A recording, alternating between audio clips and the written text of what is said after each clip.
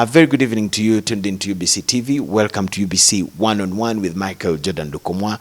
And we come back with the second part of our discussion with Colonel Samson Mande, a UPDF officer that was welcomed back home on Independence Day, 9th October 2025. We ended part one with the discussion about his historical bit, how he joined the NRA, serving in the NRA, UPDF, till when he left Uganda. Now, why did he leave Uganda? Did he steal the $2 million as the allegations were? Did he really have a military outfit that had targets of fighting the government in Uganda? That's the discussion we bring in tonight.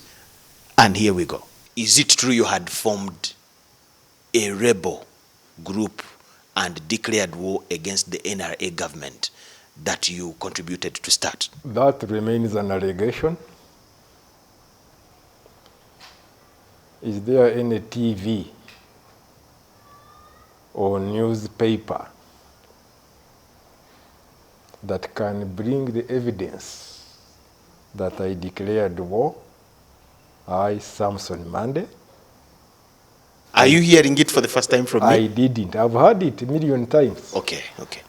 But I take this opportunity to dispute the rumors. That was a rumor. How did you then leave Uganda and why? I left Uganda because of the injustices committed against me. By who this time round? By detractors who had reneged from the NRA, NRM values we fought for and fighting against us, who stood 100% for the values we fought for. You have heard the president these days commonly saying that the government is rotten. Okay. Our government. It started being eaten up by weevils. The president commonly and rightly calls kaukumi. They came up with frivolous charges. You know, the intrigue that the president talked about, the internal intrigue, committed a lot of injustices against some of us, and me in particular. Allegations were made first that I stole $2 million from the defense account in Dar es Salaam, where I was working as a diplomat. I wasn't a vote holder to that account. I wasn't a signatory to that account. I wasn't the end user of that money, because the money was meant to clear military cargo, and there was another officer always appointed, sent to clear the cargo. Yes. The money was kept in a bank, in the account of the embassy, under the signature of the ambassador, and I was not a signatory to that account. Now, would I have broken into the bank to steal $2 million? No, but it was false allegations that were put on me to cause my arrest and molestation and downfall. I was arrested. I was called. By who? By then General Mugisha Muntu. Yes. I came thinking that I would face charges. I was kept in somebody's house for over 1 week. Imagine being arrested and detained in a family house rather than a mess, a military mess, or a gazetted prison. I had to smuggle a story into the monitor to say that I'm here being kept in someone's house. Whose house was it?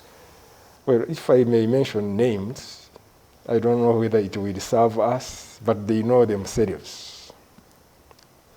I don't want to start mentioning names. Okay. It's like I want to open all the wounds. But they know it, where they kept me. Okay. until the monitor blew the whistle, and I was now taken into military detention in Makindye without a case file, because there was no case. The military court martial, surprisingly, have you ever heard them giving bail freely? I was the first officer to get bail because there was no case to prosecute. They looked at it as persecution. They gave me, even then they gave me bail. They did not dismiss the case. Yes. And I waited for them to put up a file so that we can get a case hearing. A case hearing. Court proceedings. And remember, this was in 1994. Okay. I left this country in 2001. No trial of that case occurred anywhere. No. And then, down the road, to justify my molestation and arbitrary arrest. When you say molestation, what do you mean? You know, when you pick somebody from an office, yes, you don't even allow him to put files together, to hand over files. Yes. And then you dump him in somebody's home. Isn't that arbitrary? But more molestation came when they forged another case that they arrested me with arms on the way to overthrow my government. That's when I was beaten physically. And I ended up in Mulago to treat the torture wounds for over 6 months, and blood was still oozing out of my body. I thought that was inadequate treatment. So I had 2 cases why I had to run out of this country. Sometimes there is no smoke without fire. Where do you think this came? Could these people come out of the blue and frame charges against you and then come up with another one to an extent of beating and injuring and all that? Don't you think something somewhere had happened? Now that you are mentioning it, yes, I became a whistleblower. They were abusing the government funds in Dar es Salaam. I caused an audit of the defense accounts in Dar es Salaam. And queries were very clear. Those which went pointing at the perpetrators. Yeah, at the perpetrators. And some of them were very highly placed. And they wanted to kill the case by putting me out of the way and labeling me the embezzler. The case advanced because they did not manage to answer the audit queries. Yes. The file went to PAC, Public Accounts Committee, and because of the high connectedness of the perpetrators, the Kawukumis, the weavers, yes, they sat on the file. But me, I still have a copy up to now of the audit report. Up to now? Yes, I can produce it to you to read. So that touched the Kawukumi's nerves, and they decided to destroy me. They formed a cocoon and started frivolous charges and all methods of destroying me, including that very serious allegation of treason and terrorism. You were a senior officer in the army at that time. There was the administration of the army, the Army Council, High Command, the CDF, then the president, all your war comrades and everybody. How come nobody came to your rescue, or nobody had the other side of the story, especially the one on your side, as you were going through all of this? Because 1994 up to 2001, those are 6 years, a whole 7 years actually. I made all attempts, for instance, to reach the head of state, to reach out to give my own version of the story. They blocked it. Because they had formed their own cocoon, started eating the system, and we didn't know. They were very highly placed. They are the ones who recruited who recommended who to get a rank. And once they turned against you, their cocoon could finish you. You have nowhere to go. Then, it's now we realize, even when President Museveni recollects, that the Kakumis are not starting today. They had started their journey long before he knew. I was very happy that he now understands the situation. And he can even publicly state that there is a rot in the government. And you remember, is another case when it took his daughter to tell him what was happening. Don't you think he has a system around him? The system, when it is eaten by weevils, don't blame the president, don't blame the victims. You have to find the solution to get the weevils out of the system. These weevils must be very strong. They were strong. Yes, because with the training that you told me, your contribution in the war, your contribution in building the army, your contribution to the government in its early stages, you were a strong man, a whole attaché, military attaché in a diplomatic service. How did you resort to running away and failing to handle flimsy charges here at home? There is a difference between running away and withdrawing. So what did you do? I withdrew. From your country? Yes, tactfully, to treat myself of the torture wounds adequately. And also to gain time and make a comeback, and here I am.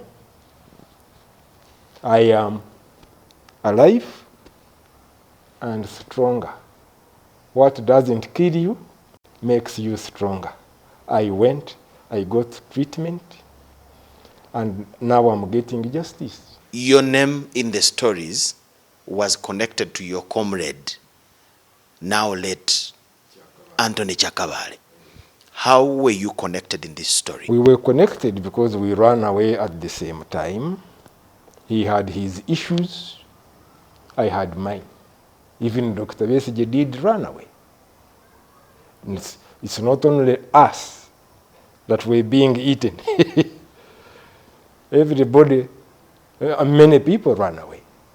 And we found ourselves somewhere. Under the same tent. Under the same tent. We had different reasons for fleeing, and we took different directions. Okay. Others thought it was easier to get guns against the UPDF. I said, give ourselves time. This is our country. This is our government. I believe we will find a peaceful way of resolving this.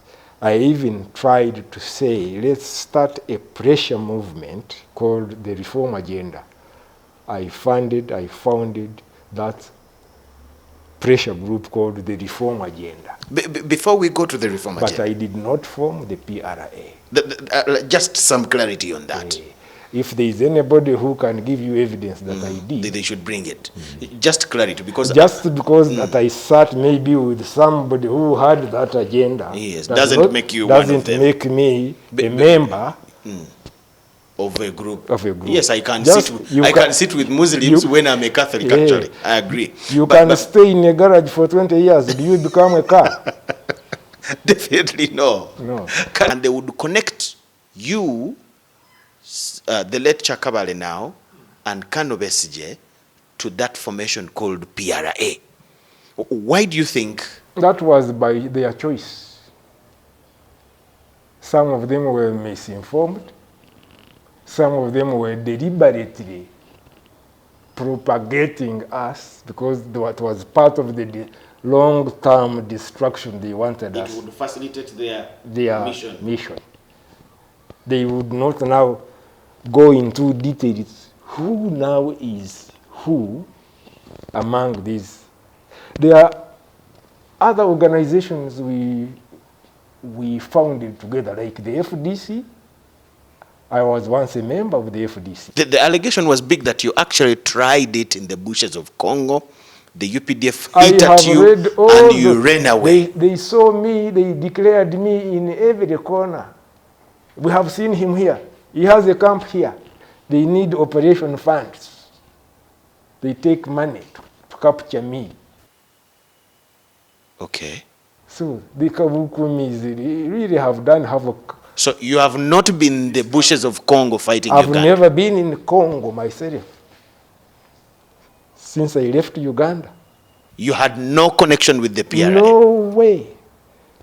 I know how to lay ambushes and to hit police stations and military attachments. Did you hear me hit any? I don't know. I only have a chance that you can tell me. No, tell me. You can investigate. You have been here. Those things found you in high school age. Did you hear a petrol station, a police station, or a military installation raided and they said it is attributed to so and so has done this? I didn't. If anything, I am on record somewhere saying it's not the right thing. It's not the time. War should be the last thing. Let us pursue other ways of bringing better governance. Then it took us into opposition, like FDC. That is where I was going. I have supported the FDC. So, I have supported. How do you come up with the idea of forming the reform agenda and now the FDC? Now the reform agenda, we thought would use the reform agenda to cause political reforms that would stamp out these vices the Kaukumis were eating up the NRM and the country with. You know, corruption had grown and we needed better governance. So we said if we put a pressure group that would cause free and fair elections, we would get better leadership. Had you lost trust in your leader? I had lost trust in the government. Headed by him? Headed by him. Because even him, he had at some time a problem with it. Didn't he tell you? He had a problem with the government. So for us who were out, we thought maybe a solution would be to have a better governance, better government. And then we said a pressure group for political reforms. But later on it was overtaken by events. We went into forming a political party, which I was a member of until 2009, when I said, no, it's not yielding the reforms. It's not yielding the governance, the better governance that you desired. We desired. I got out of the FDC. To where now?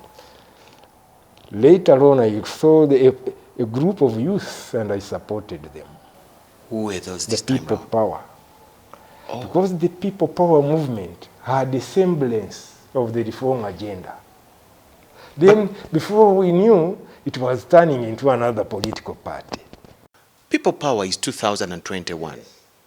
2018, 19. I said, let me support the youth because they had come up with a good movement advocating for reforms, pressurizing for reforms. Then they turned themselves into a political party. What is wrong with that? It is not wrong, but I know to change governance here, we don't need another political party. We need political reforms. They put the agenda of political reforms aside and started measuring to get positions in the opposition. In a multi-party dispensation, don't you think you're talking about an out-fashioned political design? No, I love multipartyism. I pushed for multi-party system return.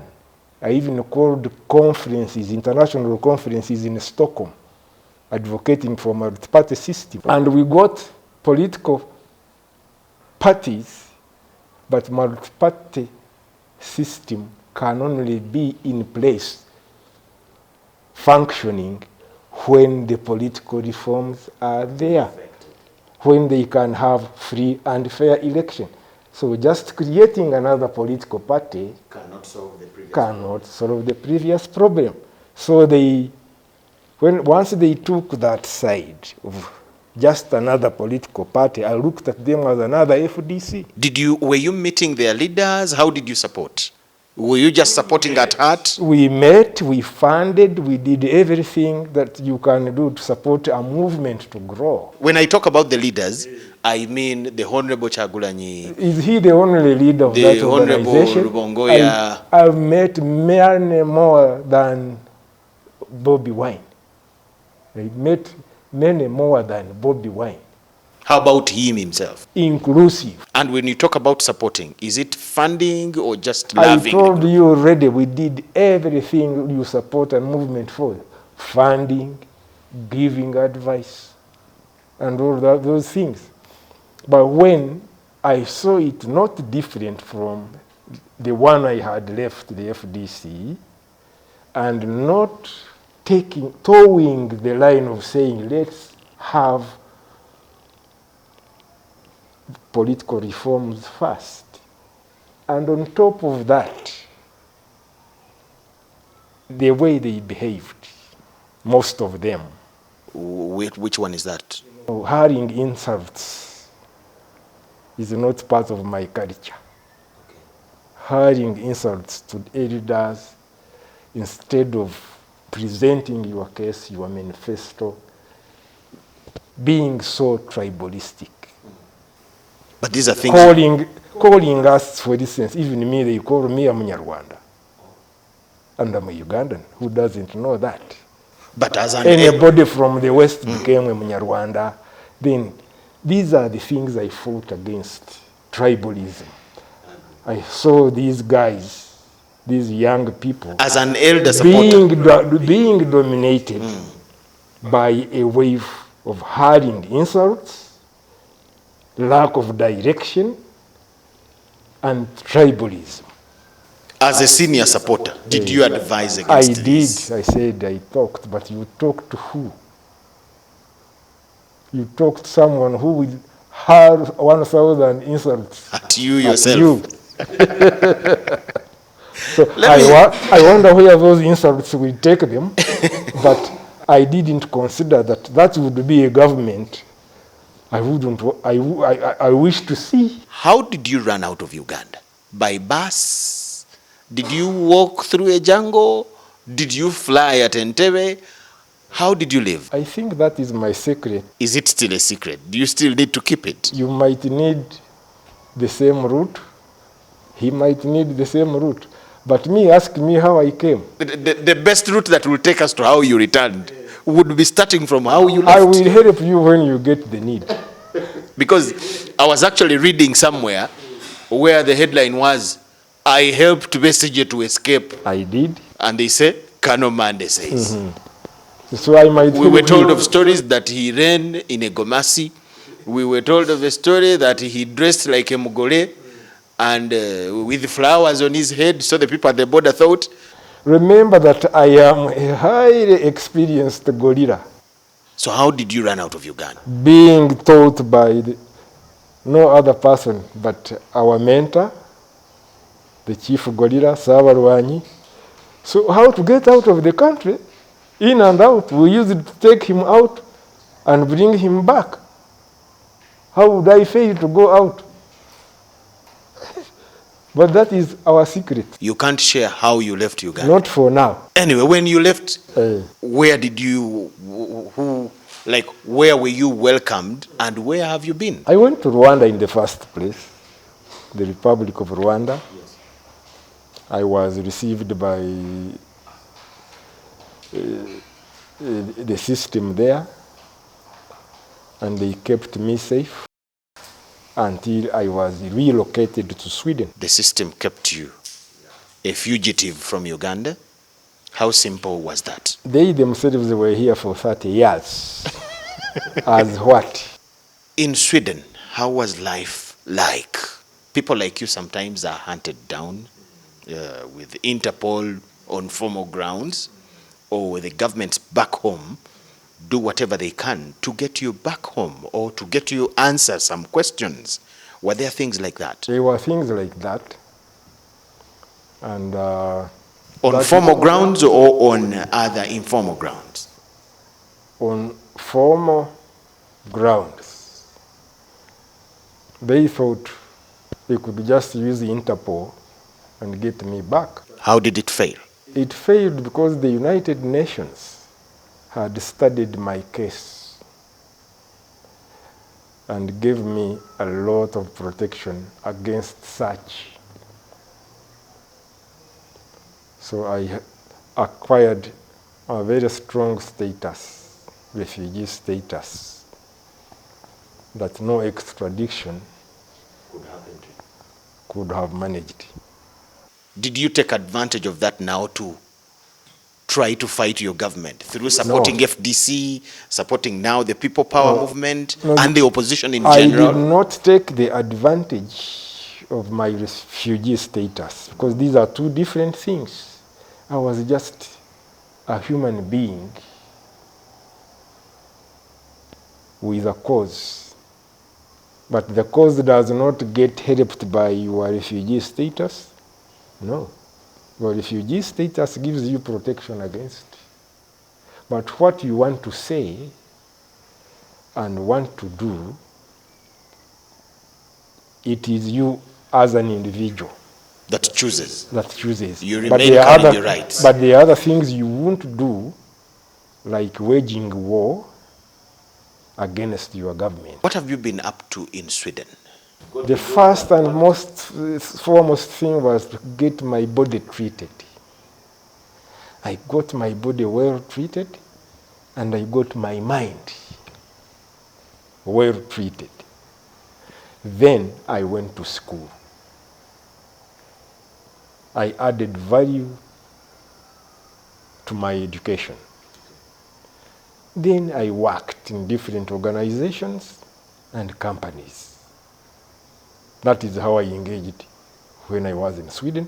And not only in Sweden, because my work and skills now took me to different countries. I worked in many countries of the world. What brings you back to Uganda? How do you get convinced to get back to a country where you believed there were problems? While I lived in Europe, it was only the body in Europe, but the heart and the soul in Uganda. This is my home. Don't ask me what brings me to my home. It's a funny question. No, it's not. Where do I base? The history that you shared of how, I would say, you felt betrayed, that some people were straying from what you fought for, and they were using it, actually, their bad intentions against you, personally hitting at you and trying to destroy you. You even called it molestation. You ended up a refugee. Even maimed me. Yes. I took pain. Thank you. You ended up a refugee from your home. You got some better life. You added value to your education, got treated mentally and physically, and you even got international jobs. One would say you were okay. How do you choose to come back to Uganda? Now there is one medicine called time. It cures a lot of diseases. You know, I've been out for over 24 years. Yes. Isn't that enough time to heal you spiritually, mentally, physically? I got the healing. I, for one.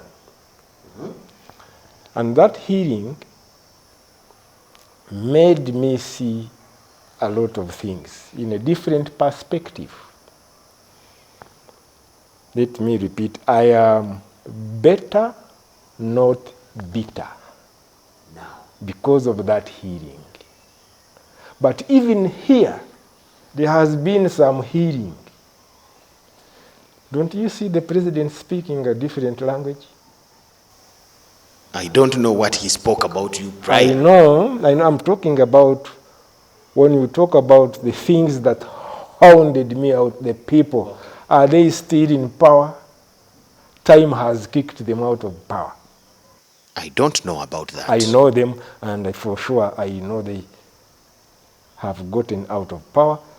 And the awareness of the president that, no, these guys have told me a lot of lies. When you read the And I started seeing him taking action. When you read the newspapers, when you follow whatever is happening in Uganda, don't you think corruption, with the complaints that we have today, if you follow the Public Accounts Committee of Parliament, the PAC local government, and every other, don't you think it is on a higher rate now than before? But the consolation is, if we talked about corruption some 10 years ago, you would just be laughed at, that you are just opposed. You are bitter. Okay. But the president himself is talking against it. Why shouldn't we join him to kick it out? The talk around town is that you were convinced to return home.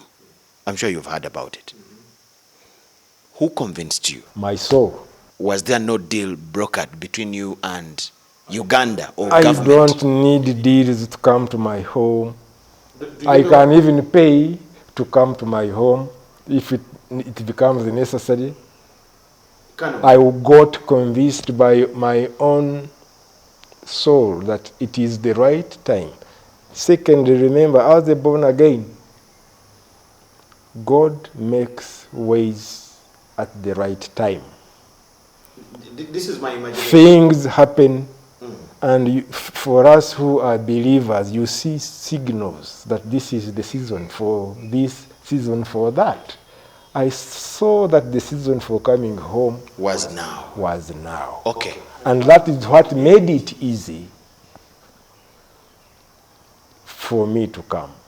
Because attempts to bring me back in different ways were many. Thank you. On that very ground. Even people proposing that money, and I rejected it. There were attempts to bring you back on cuffs. That one failed. You get?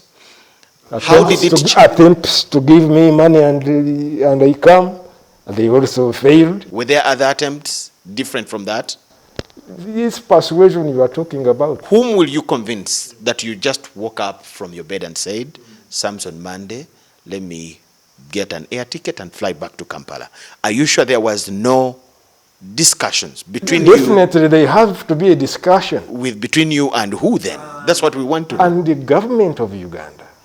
Who made the first advance? You or the government? There was a broker. Not in the business sense of making brokerage, okay, but an intermediary, the person who became an in-between, who knew me and asked me, but why don't you come home? A small boy. He works in the president's office. I can even mention his name. Who is that? He's called Prince Ahimbisibwe, an ICT guru who works with the president. And one of my professions, which I acquired, is cyber security. We bumped into each other in Sweden when he was looking for machines. And I was the one heading the department issuing the machines. And a simple discussion resulted into your return. Yeah. So, after suggesting to you... A simple boy, not a general, not a minister. Ministers had come to meet me and convince me to come back. Others with money. But time was not right, right. yet to When have you. God says this is the right time, Everything happened. He suggests to you. Did you say yes right away? no, there was a discussion between me and him. He broke the news. I even overlooked him. I said, look here, you boy. Prime ministers have failed. Generals have failed. Here you come. Here you come and start telling me stories, you can do this and that. Just pick these machines and go. I gave him the machines, but he insisted, and a calling came To you now. to me and said, listen to this boy.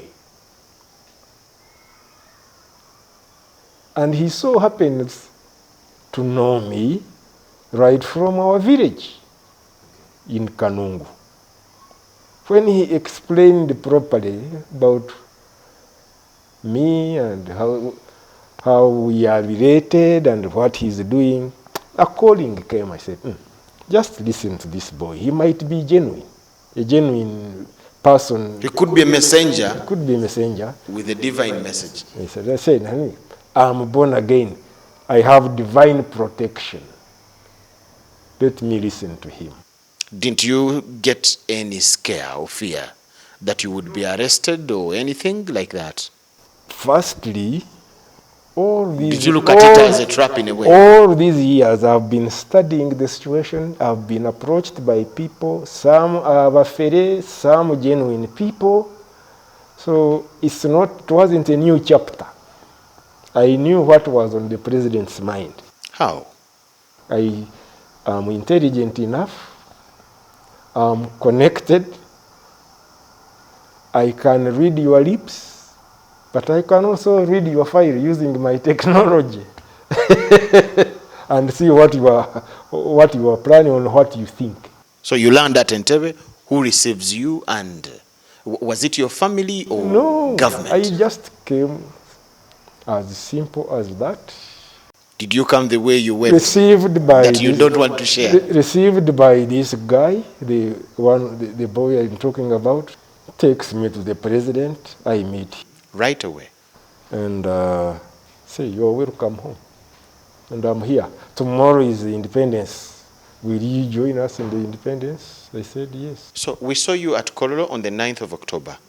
Did you return to Uganda on the 8th of October? Yes. Things move swift. What was the discussion like between you and the president? There was no discussion. I know you expect. I also expected many questions. These ones you have been listing. And I had carried a box of answers with me in the head.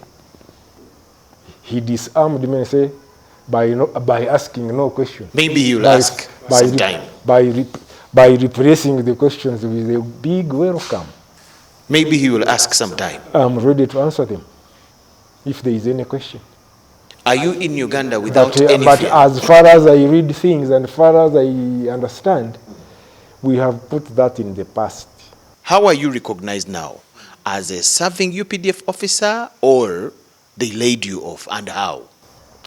I'm yet to be told, but as far as I know, I'm in the system of the UPDF. Do you have a salary? Do you have a what? How do you know? No. You mean they could pay a fugitive? You have called me a fugitive. And you think a fugitive remains on payroll? Why do you then believe you're still on the system as because I have not been retired. I have not been sacked. I'm waiting for that ceremony. Would you love to be retired officially? Very much. What kind of view do you have about the Uganda you have found? I'm very happy that the army I founded, that the army I helped to shape, the army that I disciplined has grown into an internationally recognized force. That was what I fought for. I didn't fight for ranks. I didn't fight for money. Any disciple of the NRM knows We did not fight for ranks. We did not fight for properties. We did not fight for positions. We fought to build our nation into a strong, stable, prosperous nation. Now, those I recruited, those I trained, and they have achieved higher ranks than mine, I take credibility. What are you up to in Uganda? What kind of plans do you have as a Ugandan who has returned home? First and foremost, I lost my parents, my relatives and friends when I was away. I need time to go and lay a wreath on their graves so that it comes out of my body. Because every time you don't bury one of your own, it's another trauma. It's another trauma. Yes. Once I finish that, I want to move around the country because I have not had a chance to tour the entire nation and see the development of the country from a larger perspective, not the Kampala perspective. Then I will know where to put a brick, a tafari, using my skills, using my international connections, and the little resources I accumulated while I was away. I want to contribute to community development. And if there is any service I can do in helping the government, the nation to curb corruption, and I'm good at that. Really? I am willing. Where there is a service I can do to create jobs for the young people who are singing, but they are not getting jobs, I have a dream of a job center, to establish a job center. I know how we create jobs for the jobless. I have passion in farming, like the president has. I already have a small place where I can do go some agriculture work and improve on how they do agriculture. Okay. So that would occupy my next half of my life. How about politics as we wind up? You totally no longer want anything to do with politics? Yeah, but you can't avoid politics. It is the food you eat, it is the tax you pay, the dresses you make. Yes. All are according to the politics of the country. So if you wish this country well, you don't put politics aside. Somehow we will get involved, either in a way of advising or in a way of participating. You returned at a time we are still sound. You returned at a time where your comrade Kano Besigye is behind the bars. I'm not surprised. It is not his first time to be there. Okay. I've been there myself.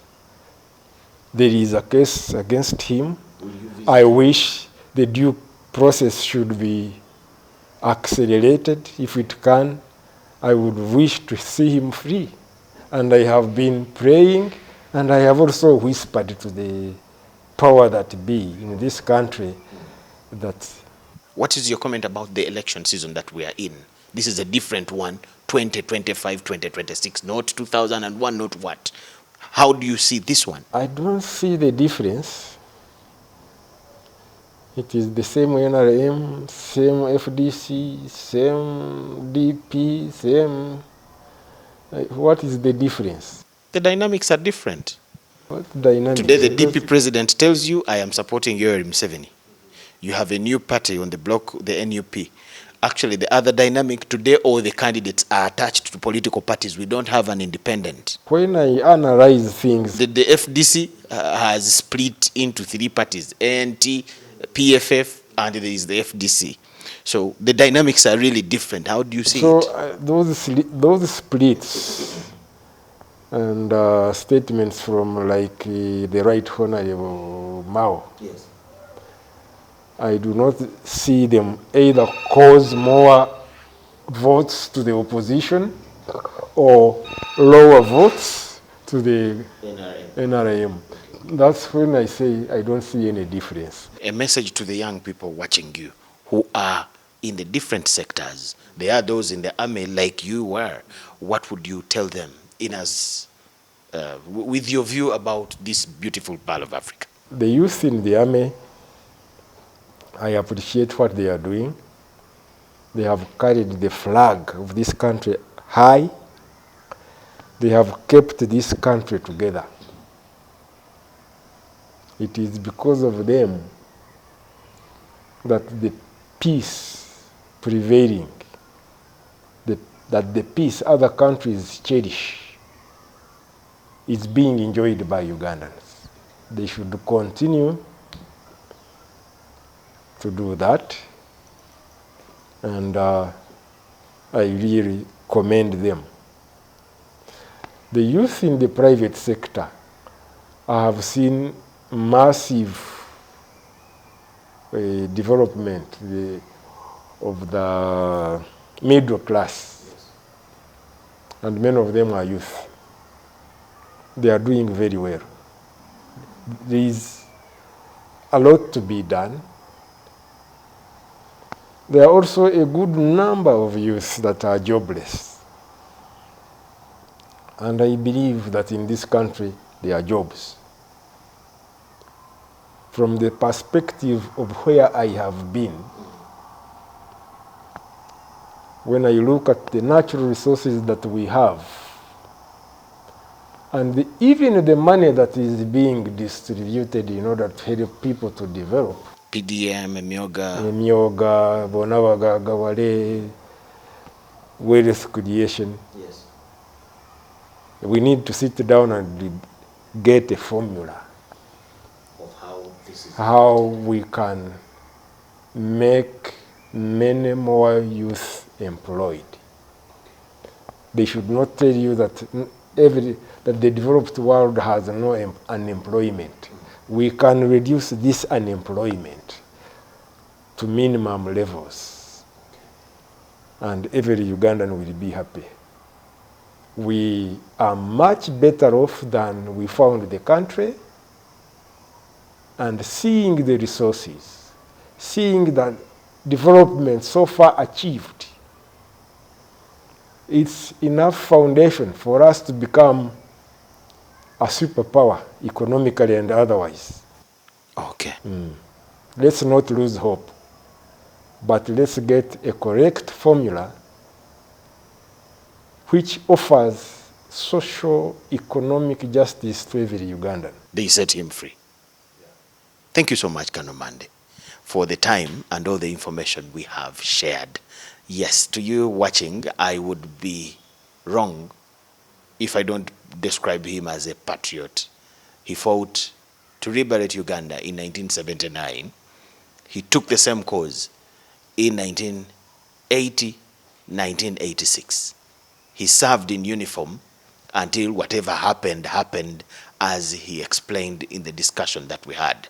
So we took on the time to get to understand his story, and I'm sure you have followed. Thank you so much for watching. My name is Michael Jordan Lukomwa with Davis Kamukama and the whole team. We wish you all the best. Bye-bye.